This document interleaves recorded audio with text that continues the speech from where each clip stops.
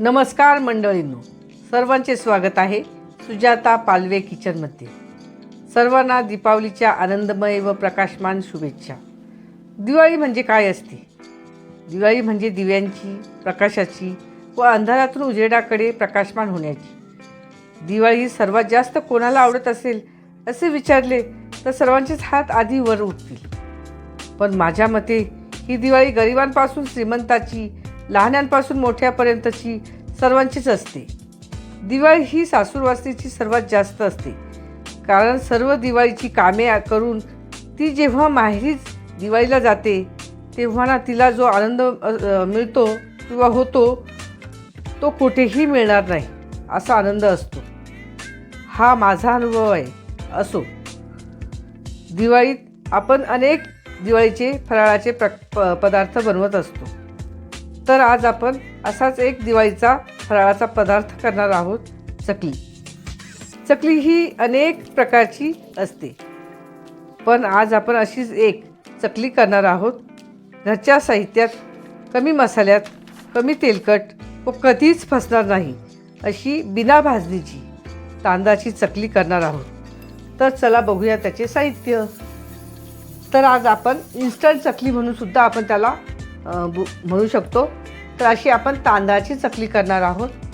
अगदी साधी, सोपी आणि कमी साहित्यात अशी बनणारी आपण ही चकली आहे। त्यासाठी आपल्याला लागणार आहे हे तांदळाचं पीठ, जे घरी दळून घेतलेलं आहे ते तांदळाचं पीठ। म्हणजे तांदूळ स्वच्छ धुवून घ्यायचे, थोडेसे वाळवायचे आणि नंतर मस्त गिरणीतून ते दळून आणायचे। ते हे पीठ आहे। हे मेजरिंग कपने मी 2 कप घेतलेले आहे, किंवा तुम्ही एखादी वाटी किंवा काहीही तुम्ही घेऊ शकता। त्या मापाने आपण सेट करून बाकीचे इतर साहित्य घेऊ शकतो। तर मी हे मेजरिंग कपनी 2 कप हे तांदळाचं पीठ घेतलेलं आहे आणि त्याच्याबरोबर 1 कप मी मैदा घेतलेला आहे। याला ऑप्शन म्हणून तुम्ही गव्हाचं पीठही 1 कप घेऊ शकता तुमच्या आवडीनुसार, पण मी इथे सध्या मैद्याचं पीठ घेतलेलं आहे। आता हे आपल्याला वाफवायचं ते मी तुम्हाला नंतर सांगते, तर त्याच्यात लागणारं जे साहित्य ते मी सांगते आणि मग बाकीची पुढची कृती सांगते। तर त्यामध्ये आपल्याला लागणार आहे लाल तिखट। हे मी साधारणतः 1 चमचा घेतलेला आहे। तुम्हाला जास्त प्रमाणात तिखट आवडत असेल तर तुम्ही त्या पद्धतीने टाकू शकता, पण जास्त तिखट टाकल्यामुळे का त्याचा रंग खूपच लाल होतो, म्हणून मी थोडंसं तिखट टाकते। म्हणजे साधारणतः 1 चमचा इतकं तिखट टाकलेलं आहे। त्याचबरोबर 1 चमच्यापेक्षा थोडंसं कमी आहे, म्हणजे पाऊण चमचा इतका असेल इतकं हे धने पावडर आहे। अर्धा चमचा इथं जिरे पावडर आहे। अर्धा चमचा ओवा पावडर आहे। म्हणजे जिरे मी थोडेसे तव्यावर टाकले आणि थोडेसे भाजून घेतले आणि मग त्याची पावडर मिक्सरमध्ये पावडर केलेली ती पावडर आहे, म्हणजे आत्ताच तयार केलेली। आणि ओवा पण तसाच मी थोडासा भाजून घेतला आणि मिक्सरमध्ये ते फिरून घेतले आहे आणि थोडासा चाळून घेतलेला आहे, म्हणजे जाड जाड कण साईडला निघतील आणि थोडंसं रवा असं आपल्याला टेक्स्चर त्याच्यामध्ये भेटेल। त्याचबरोबर इथं पाव चमचा इतकी हळद टाकलेली आहे।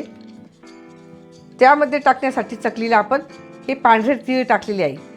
पांढऱ्या तिळाच्या ऐवजी तुम्ही काळे तिळही वापरू शकता।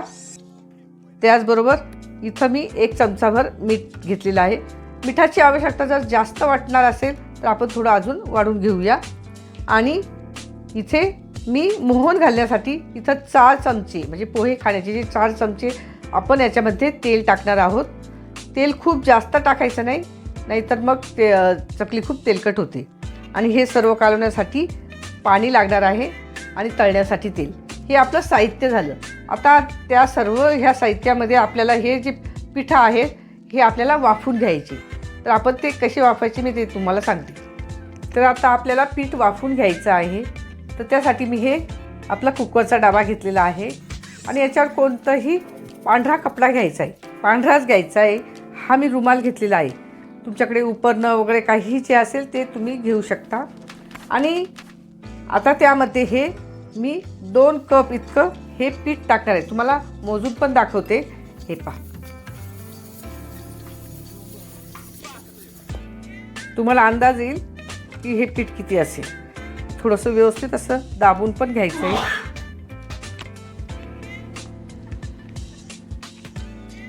हलकंसं मी दाबून पण घेतलेलं आहे. हा 1 कप आणि हा दुसरा. असे 2 कप इतकं मी तांदळाचं पीठ घेतलेलं आहे. तुम्ही रेडीमेड पीठही घेऊ शकता किंवा घरी दळूनही घेऊ शकता, तुमची मर्जी. किंवा जे आपल्याकडे अवेलेबल असेल त्या पद्धतीने तुम्ही घेऊ शकता. हे पहा, आपण थोडंसं दाबल्यावर तर बरोबर 2 कप इतकं हे पीठ झालेलं आहे. हे मी चाळून घेतलेलं आहे, तुम्ही पण चाळून घ्या. आणि त्यानंतर आपण 1 कप इतका मैदा घेणार आहोत. तुम्हाला जर मैदा नको हवं असेल तर तुम्ही गव्हाचं पीठही टाकू शकता, तेही चाळून घ्यायचं. हे पण मी चाळूनच घेतलेलं आहे.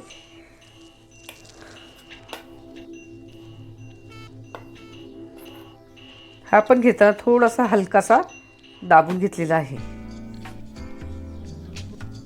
खूप दाबायचा नाही, एकदम हलका हलका. आता मी इथे कप घेतलेला आहे. तुम्ही कपाच्या ऐवजी एखादी वाटी पण घेऊ शकता, काहीही घेऊ शकता, पण त्याच मापाने इतर पिठं घ्यायची, म्हणजे मग आपलं गणित चुकत नाही. हे पहा, हा साधारणतः 1 चमचा इतका आपण मैदा घेतलेला आहे. आता याची आपण काय करायचं, पुरसुंडी बांधून घ्यायची. पुरसुंडी बांधायची म्हणजे आपण सगळ्या बाजूने इथून बांधून घ्यायचं, कारण आपण याची उकड काढल्यासारखं आपण करणार आहोत. तर हे जे आहे हे सगळं मी आधी बांधून घेते. तुम्हाला जसं बांधता येईल तशा पद्धतीने बांधा.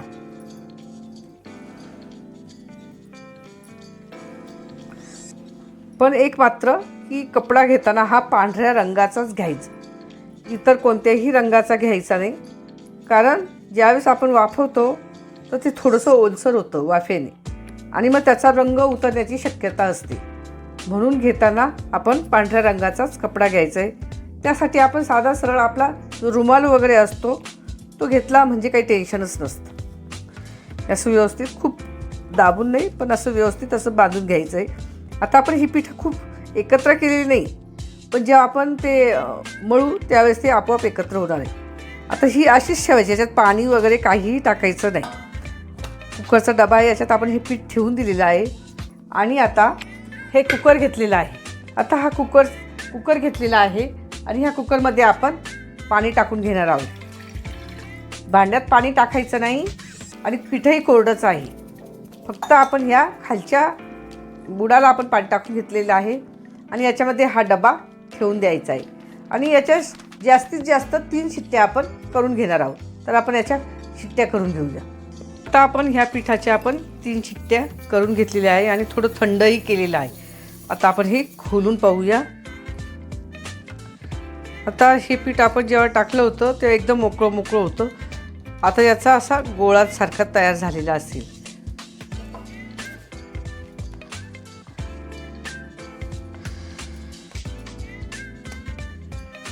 हे पहा, असं थोडंसं घट्टसर असं तयार झालेलं आहे. पाहिजे अशा पद्धतीचं हे पीठ तयार झालेलं आहे. आता आपण काय करू, आपण हे सगळं काढून घेऊया. असा गोळा तयार झाला म्हणजे आपलं पीठ व्यवस्थित असं वाफलं गेलेलं आहे असं समजायचं. पीठ वाफवल्यामुळे ते खूप हलकं होतं आणि आपल्या चकल्या पण अशा मस्त अशा खुसखुशीत आणि कुरकुरीत होतात. म्हणून हे वाफवायचं असतं.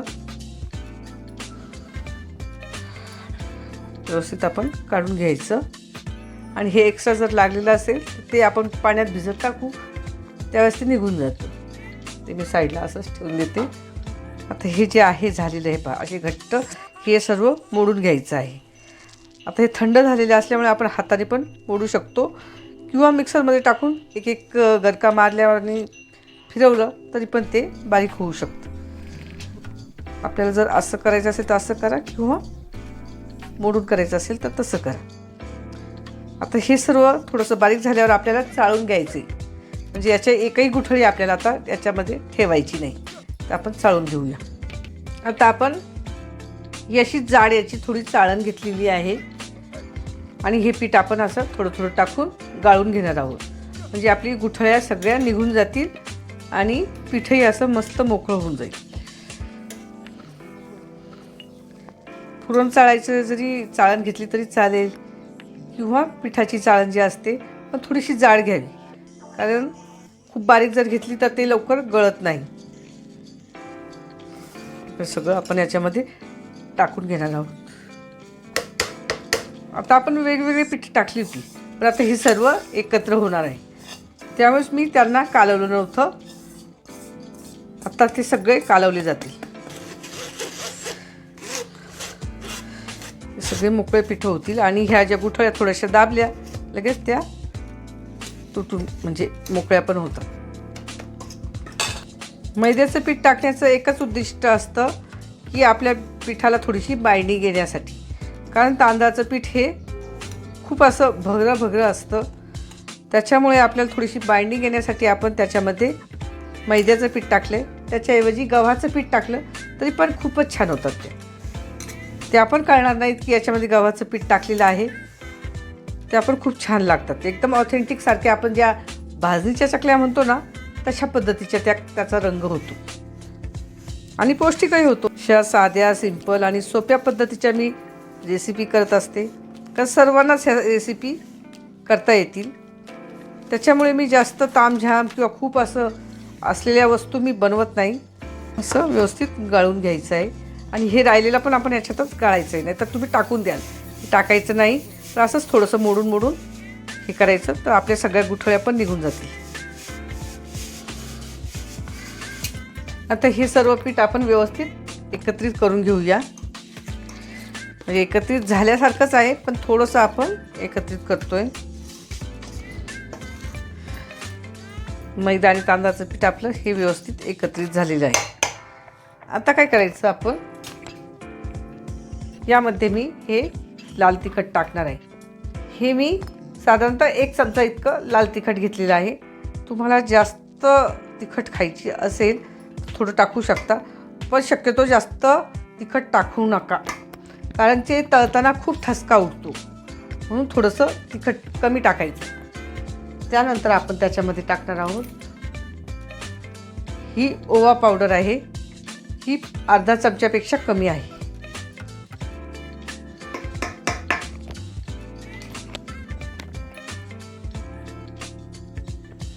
हे जिरे पावडर आहे, ती अर्धा चमचा इतकी आहे.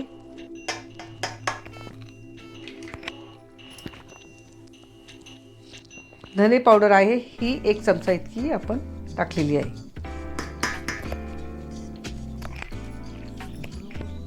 त्यामध्ये आपण हळद टाकतो आहे, ही पाव चमचा इतकी आपण आहे, कारण रंगासाठी ती आवश्यक आहे. कारण हे दोन्ही पिठं पांढरे असल्यामुळे त्याला रंग दिसणार नाही, म्हणून आपल्याला ती हळद टाकावी लागते.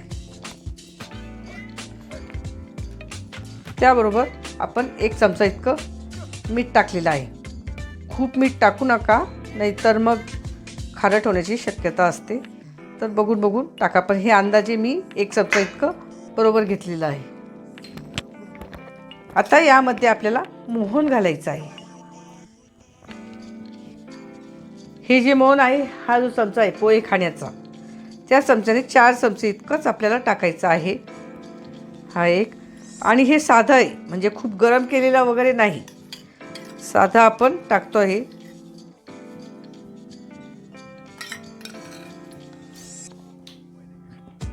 हे मी मोजूनच ठेवलेलं होतं 4 चमचे इतकं, तुम्हाला दाखवण्यासाठी मी ते परत मोजलं. हे व्यवस्थित टाकून घेऊया आणि हे नंतर आपण पिठाला चोळून घेणार आहोत, म्हणजे आपलं हे तेल वाया पण जाणार नाही. त्यामध्ये आपण तीळ टाकणार आहोत. तीळ ही तुमच्या आवडीनुसार टाकायची आहे, जितकी तुम्हाला जास्त टाकायची तितकी टाका, किंवा दिसायला छान दिसेल अशा पद्धतीने टाका. तर साधारणतः मी हे 2 चमचे इतकी टाकलेली आहे, त्याच्यापेक्षा कमी किंवा जास्त हे तुमच्या आवडीनुसार आहे. आता हे सर्व आपण आधी काढून घ्यायचं आहे. तेल आपल्या सगळ्या या पिठाला लागलं गेलं पाहिजे, म्हणून आपण सगळं व्यवस्थित लावून घ्यायचं आहे. तर आपण आधी थोडंसं काढून घेऊ चमच्याने, आणि नंतर हात लावून आपण हे सर्व पिठांना लागेल असं, म्हणजे हे पहा गुठळ्या ज्या असतात ना ह्या सर्व मोडल्या जातील. आणि आपण मोहन लावतो ना तशा पद्धतीने आपण या सगळं पिठांना लावून घ्यायचं आहे. तेलाचं प्रमाण मी जे सांगितलं आहे तेवढंच टाका, कारण खूप तेल जर टाकलं तर ह्या तेलकट होण्याची शक्यता असते. तांदळाच्या पिठाला खूप तेल लागत नाही आणि आपण त्यातल्या त्यात हे पिठं सर्व वाफवून घेतलेली आहे, त्याच्यामुळे ती हलकी झालेली आहे. तर जास्त तेल टाकलं तर ते खूपच तेल पितील, म्हणून तेल इतकं मी 4 चमचे जे टाकलेलं आहे तेवढं सफिशियंट आहे. आता आपण हे सगळं व्यवस्थित काढून घ्यायचं आहे. हे आपण जसं जसं असं मळतो आहे, म्हणजे तेल असं हे गुठळ्या फुगत आहे, तसं तसं तेल सगळ्या भागाला लागतं आहे. म्हणजे एकही गुठळी आता याच्यामध्ये राहिलेली नाही. आपण जी हळद टाकली त्याच्यामुळे त्याला खूप असा मस्त असा फेंटसारखा असा कलर आलेला आहे, येलो. आपल्याला याच्यात सोडा वगैरे काहीही टाकायचं नाही. हे आपला असा गोळा मस्तपैकी तयार होतो आहे. बस इतकंच आपल्याला त्यात व्यवस्थित मळून घ्यायचं. आणि आता याला गरम पाणी वगैरे असं काहीही टाकायचं नाही. तर आपलं जे नॉर्मल पाणी आहे त्याच्यानेच आता आपण ते मळून घेणार आहोत. मळताना पाणी थोडं थोडं टाकायचं, खूप असं पातळ मळायचं नाही आणि खूप घट्टही ठेवायचं नाही. आता आपण ते मळून घेऊया. साधं पाणी मी तुम्हाला मेजरिंगसाठी म्हणून हा ग्लास घेतलेला आहे. आता आपल्याला किती पाणी लागतं ते आपण पाहूया. आता हे प्रत्येकाच्या पिठावरती अवलंबून असतं. तांदळाचं पीठ कसं आहे, मैदा कसा आहे, त्याच्यानुसार पाणी आपल्याला लागू शकतं. तर आपण हे व्यवस्थित असं काढून घ्यायचं आहे.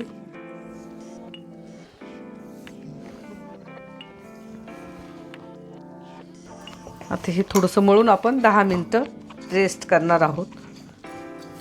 आता आपण हे रेस्ट करायला ठेवून देऊया. आता मी हे 10 मिनटं रेस्ट करायला ठेवले होते. हे 10 मिनटं झाली आहे आणि मी याचे छोटे छोटे गोळे करून सिलेंडरचा आकार देऊन ठेवलेले आहे. कारण ज्यावेळेस आपण सोऱ्यामध्ये टाकू तर प्रत्येक वेळेस मळत बसण्याची गरज नाही, म्हणून आपण ते करून ठेवलेले आहे. आणि थोडंसं मळून पण घेतलेलं आहे, त्याच्यामुळे आता आपल्याला परत मळण्याची गरज नाही. आता आपण हे थोडं साईडला ठेवू. आता हा सोऱ्या आहे आपला. या सोऱ्यावरती आपण चकल्या करणार आहोत. तर हे चकलीचं मी फिरकी घेतलेली आहे. तुम्हाला जशा आकाराची फिरकी हवी असेल त्या पद्धतीने तुम्ही घेऊ शकता. ही जी प्लेन बाजू असते, म्हणजे एकदम हाताला अशी प्लेन लागते, ती वरती ठेवायची आहे आणि जी खरखरीत लागते ती बाजू बाहेरून ठेवायची आहे. तर ही प्लेनवाली बाजू मी आतल्या बाजूने ठेवायची आहे, कारण जेणेकरून आपल्या ज्या चकल्या असतील त्याला मस्तपैकी असे काढते येतील, म्हणून आपण ते अशी प्लेनवाली बाजू आतमध्ये ठेवायची आणि ती व्यवस्थित आपण अशी लावून घ्यायची आहे. ही एक टीप आहे आपल्या चकली बनवण्याच्या याच्यामधली, तर ही तुम्ही आवश्यक करून पहा. आता हे लावून घेतलेलं आहे आणि याला आपण आता थोडंसं तेल लावून घेऊया. ही जी पळी आहे त्याच्यानेच मी आता थोडंसं तेल लावून घेते आहे, म्हणजे जेणेकरून आपलं जे पीठ आहे हे पूर्ण याला व्यवस्थित राहील आणि चिटकणार नाही. आणि आता यातला आपण हा जो गोळा आहे तो घ्यायचा आहे. व्यवस्थित आता आपण हा करून घ्यायचा आहे आणि हा याच्यामध्ये टाकायचा आहे. आता जितके गोळे बसतील त्या हिशोबाने आपण ते टाकायचे आहे.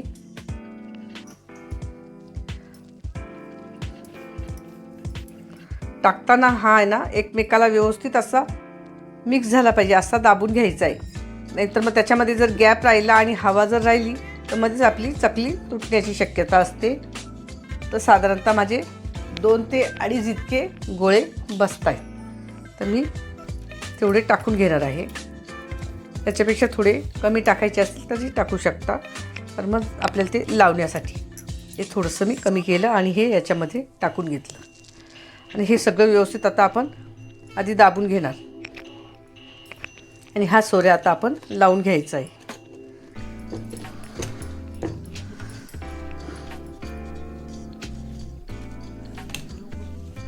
मला ह्या सोऱ्या जास्त आवडतो, कारण याच्याने आपले हात वगैरे जास्त दुखत नाहीत, प्रेस करायला जास्त त्रास होत नाही. आणि जर तो दाबायचा जर सोऱ्या असला ना तर खूप त्रास होतो ते चकली किंवा शेव वगैरे आपण जे पण काही करतो ना ते करण्यासाठी. याला आटे असल्यामुळे हे आपोआप असं खाली जाते आपली हे फिरकी आतली पण. हे पहा अशी मस्त अशी काठी आलेली आहे. ते जास्त जोरात दाबलं गेलं म्हणून. आता आपण याच्या मस्तपैकी चकल्या करून घेणार आहोत. तुम्हाला जितकी मोठी जितकी लहान ज्या पद्धतीने हवी असेल त्या पद्धतीने आपण चकली करून घ्यायची आहे. अशी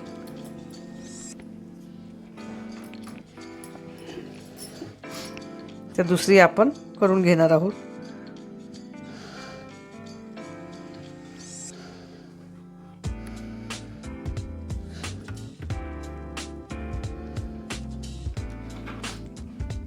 खूप अशा चकल्या करून ठेवायच्या नाहीतर मग त्या काय होतात, उचलायला खूप प्रॉब्लेम होतो.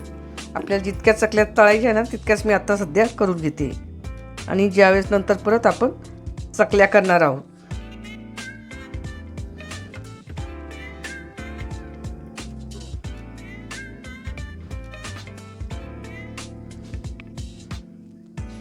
चकलीचा थोडा रंग ब्रेक होण्यासाठी आपण जर काळे तीळ जर टाकले असते ना तर अजूनही छान दिसली असती.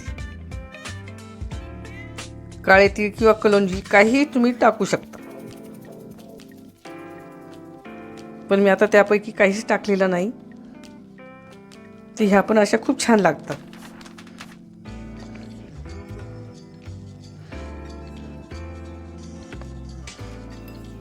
मी आता थोड्याशा चकल्या करून घेते. आता आपण चकल्या पाडून घेतलेल्या आहे आणि आता तेलही गरम करायला ठेवलेलं आहे. तेल असं खूप कडक नाही आणि खूप थंड नाही, असं मध्यम स्वरूपाचं आपण तेल गरम करून घेणार आहोत. आणि तेल थोडंसं होऊ देऊ. आणि चकल्या टाकताना ह्या खूप टाकायच्या नाही. साधारणतः 2, 3 किंवा 4 चकल्या आपण आधी टाकून घ्यायच्या आणि त्यानंतर त्या जर नाही विरघळल्या तर मग बाकीच्या थोड्या चकल्या टाकायच्या. पण खूप चकल्या टाकायच्या नाही, कारण त्याचं टेम्परेचर एकदम जर लो झालं तर त्या तेलामध्ये विरघळू शकतात. त्याच्यामुळे तेल पण व्यवस्थित गरम करायचं आहे आणि मग नंतर चकल्या टाकायच्या. चकल्या टाकल्या आपण त्यांना बिलकुल हलवायचं नाही. त्यांना थोडं सेट होऊ द्यायचं. हे चकलीचं एक तंत्र आहे. आधी चकली थोडी सेट झाली, खालचा भाग थोडा कडक झाला की मग त्यांना चमचा लावून आपण उलट्या करणार आहोत. तर आता आधी आपण तेल गरम झालं की ते पाहूया. आपण चेक करण्यासाठी आपण थोडंसं आपण टाकून बघूया.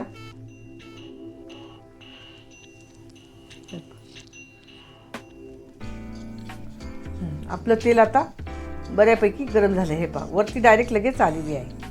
आता थोडा आधी टाकताना थोडासा गॅस आपण बारीक करायचा, पण या शक्यतो मोठ्या गॅसवरतीच करायच्या आहे. खूप बारीक करू नका. आता आपण ह्या चकल्या टाकून देऊया.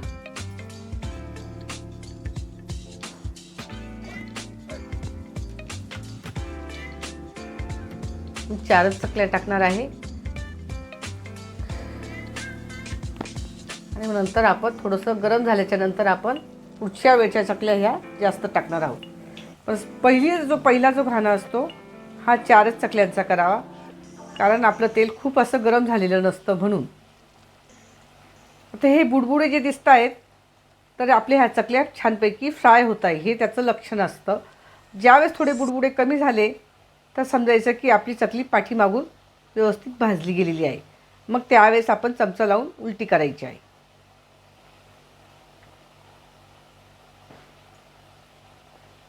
आणि गॅस मोठा ठेवायचा आहे, ही सगळ्यात महत्त्वाची टीप. कारण जर गॅस खूप बारीक केला तर त्या लवकर सेट होणार नाही. पहा व्यवस्थित अशा मोकळ्या पण होत आहेत, त्या आपोआपच होत आहेत. त्या आपल्याला करायची गरज पडत नाही. आता ह्या आपल्या जवळजवळ एक बाजूने व्यवस्थित शेकल्या गेलेल्या आहे. आता आपण त्यांना उलटं करू शकतो. हे पहा थोड्याशा कडक झाल्या की आपल्या चमच्याला आपोआपच त्या लागतात. तर ह्या आपण उलट्या करूया आणि आत्ता आपण थोडासा मध्यम स्वरूपाचा गॅस करू, कारण आपल्या आतमध्ये क्रिस्पी होण्यासाठी आपल्याला ह्या चकल्या त्यांना आता आपल्याला थोडंसं व्यवस्थित फ्राय करावं लागेल. म्हणून आता आपण गॅस बारीक करायचा आहे. थोडासा बारीक म्हणजे खूप बारीक पण नाही आणि खूप मोठा पण नाही, अशा स्वरूपाचा आपण केलेला आहे. आणि आता ह्या व्यवस्थित म्हणजे कमी याच्यावरती आपण आता व्यवस्थित भाजून घेणार आहोत. आता ह्या तुटण्याची अजिबात शक्यता नाही, कारण आता आपल्या ते व्यवस्थित सेट झालेले आहेत. त्यामुळे आता त्या आपण चमच्याने हलवू शकतो, पण त्याही व्यवस्थितपणे आपण हलवणार आहोत.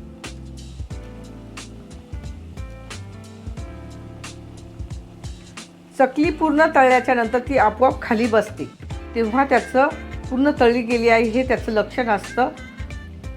तर याकडे आपण थोडं लक्ष द्यायचं आहे.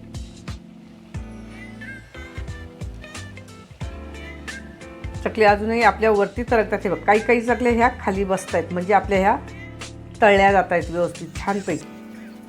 हे पैकी खाली बसली ती, म्हणजे ती व्यवस्थित भाजली जाते. आणि ज्या वरती तरंगत आहेत त्या अजून भाजल्या गेलेल्या नाहीत, हे त्याचं लक्षण आहे. आणि बुडबुडे पण सगळ्या ठिकाणी अजून आहेत.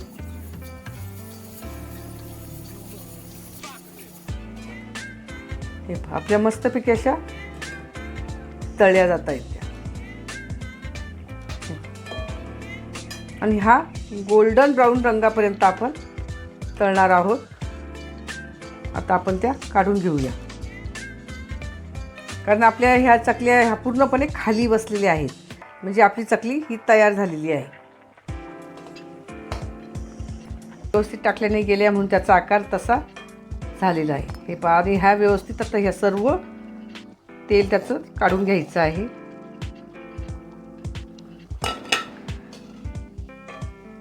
भांड्याला त्या मस्त अशा कडक कडक अशा वाटत आहे, आणि जसजसं थंड होतील त्या क्रिस्पी होतील.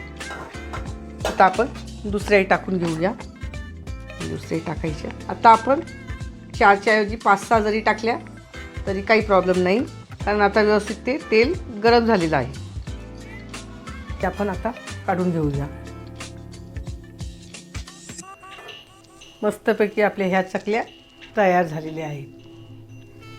अशा प्रकारे आपली इन्स्टंट तांदळाची चकली ही तयार झाली आहे. करण्यास अगदी सोपी, कमी साहित्यात आणि कमी तेलकट, आणि कधीही फसणार नाही अशा पद्धतीची ही चकली आहे.